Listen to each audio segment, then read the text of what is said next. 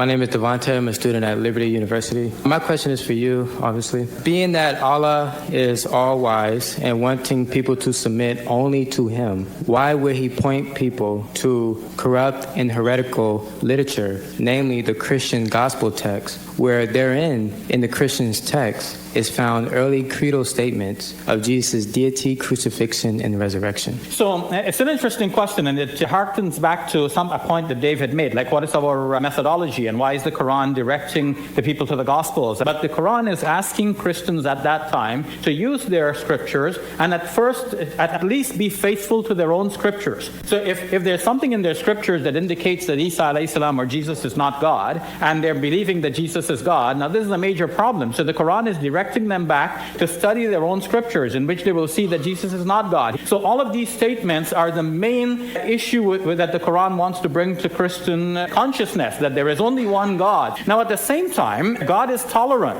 and God is willing to tolerate people as they are, perhaps because that's the best that He can expect of people at the time. So He lets them be. So in a similar way, the Quran is giving allowance for people based on their intelligence, their knowledge and awareness and so on, to be as they are, and calling them to a higher calling. Notice Shabir just said that, God sees what, people are doing and so on. He just lets them be. Well, that's not what the Quran says. The Quran said that Allah aided the true followers of Jesus until they became uppermost. So Allah is actively doing something there to make them uppermost. If you read Surah 5, verse 47, without inserting other ideas into it, you would never walk away saying, this is telling me to, go to the Bible and then pick things out of it and so on like that. When Allah says that we have no ground to stand upon if we do not stand upon the Torah, the gospel, and all the revelation that has come to us, if He really means apply some seriously skeptical methods to the Torah and the gospel until you walk away with something looking like Islam, then that's just a horribly unclear mode of interpretation. So if that's what Allah means, and Shabir is saying that's what Allah is trying to get us to do, if that's what He's trying to get us to do, I can think of much better ways to get that message across, namely by just saying what you mean.